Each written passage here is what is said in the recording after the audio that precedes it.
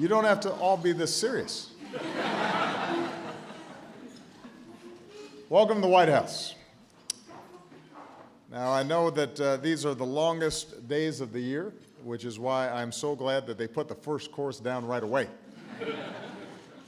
I know you're hungry, and I promise to be brief. I want to thank the members of our diplomatic corps who are here today, as well as our members of Congress and all those serving across government who are joining us. And I especially want to recognize all the inspiring young people who are here today, many of whom I've put at my table. To all of you, and to Muslim Americans across the country, Ramadan Kareem. Our annual White House Iftar recognizes the sacredness of Ramadan to more than 1.5 billion Muslims around the world. It's a time when Muslims recommit themselves to their faith, following days of discipline with nights of gratitude for the gifts that God bestows. It's a time of spiritual renewal and a reminder of one's duty to our fellow man, to serve one another and lift up the less fortunate. The Quran teaches that God's children should tread gently upon the earth and, when confronted by ignorance, reply, peace. In honoring these familiar values together of peace and charity and forgiveness, we affirm that whatever our faith, we're all one family. Our Iftar is also a reminder of the freedoms that bind us together as Americans, including the freedom of religion, that inviolable right to practice our faiths freely. That's what Samantha Eloff represents. She was determined to defend the right to wear a hijab, to have the same opportunities as everybody else. She went all the way to the Supreme Court, which I didn't do at her age, and she won. So, Samantha, we're very proud of you.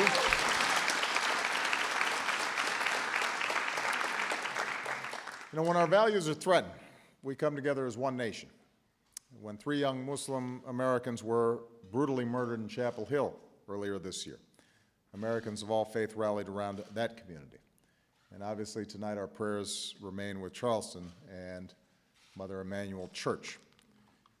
As Americans, we insist that nobody should be targeted because of who they are or what they look like, who they love, how they worship. We stand united against these hateful acts. These are the freedoms and the ideals and the values that we uphold. And it's more important than ever because around the world and here at home, there are those who seek to divide us by religion or race or sect. Here in America, many people personally don't know someone who's Muslim. They mostly hear about Muslims in the news, and that can obviously lead to a very distorted impression. We saw this play out recently at a mosque in Arizona. A group of protesters gathered outside with offensive signs against Islam and Muslims. And then the mosque's leaders invited them inside to share in the evening prayer. One demonstrator who accepted the invitation later described how the experience changed him, how he finally saw the Muslim American community for what it is, peaceful and welcoming. That's what can happen when we stop yelling and start listening. That's why it's so important always to lift up the stories and voices of proud Americans who are contributing to our country every day. And we have a lot of inspiring Americans here today. There are Muslim Americans like Zaid Ahmed. As a Bangladeshi American growing up in New Jersey, he saw early on that there was not enough understanding in the world, so 2 years ago he founded Redefy, a website to push back against harmful stereotypes by encouraging teens like him, he's only 16, I think our youngest guest tonight, to share their stories.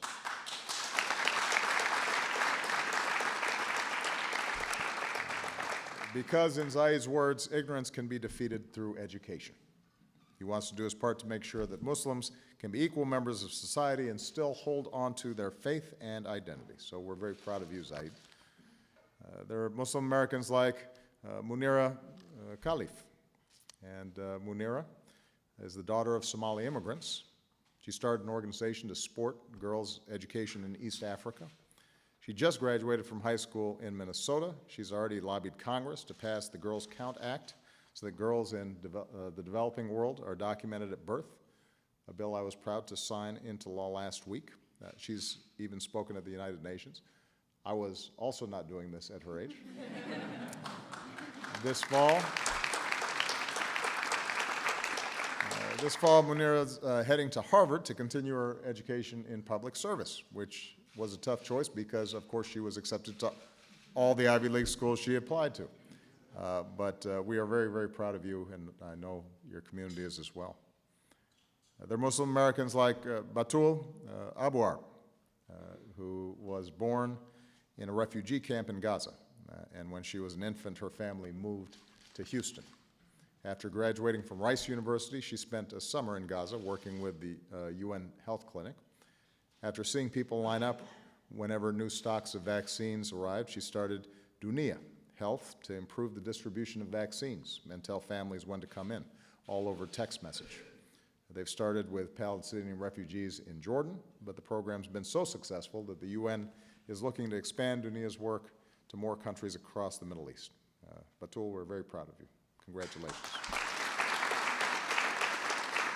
So, Zaid, Munira, Batul, they all talk about how much they value the opportunities they've had to succeed in the United States.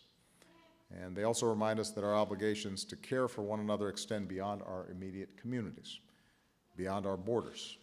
So tonight, we keep in our prayers those who are suffering around the world, including those marking Ramadan in areas of conflict and deprivation and hunger. The people of Iraq and Syria as they push back on the barbarity of ISIL. The people of Yemen and Libya who are seeking an end to ongoing violence and instability. Those fleeing war and hardship in boats across the Mediterranean. The people of Gaza still recovering from last year's conflict. The Rohingya in Myanmar, including migrants at sea whose human rights must be upheld. We're proud, by the way, to have Wei Wei Nu with us tonight, a former political prisoner who's working on human rights issues for the Rohingya and equal rights for women. So we're glad to have you here with us tonight.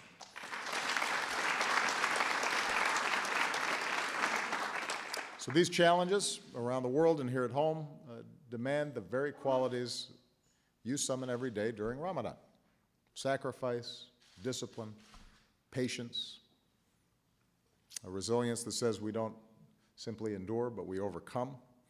That together we can overcome ignorance and prejudice. Together we will overcome conflict and injustice, not just with words, but with deeds. With what a hero of mine, the civil rights icon John Lewis, calls using our feet, getting out in the real world to organize and to create the change that we seek. That's what so many of you do every single day, and that's what we have to continue to do together here in America and around the world. As the Quran teaches, let us answer with peace. May God bless you all. Have a wonderful Ramadan, and get back to dinner. All right? Thank you very much.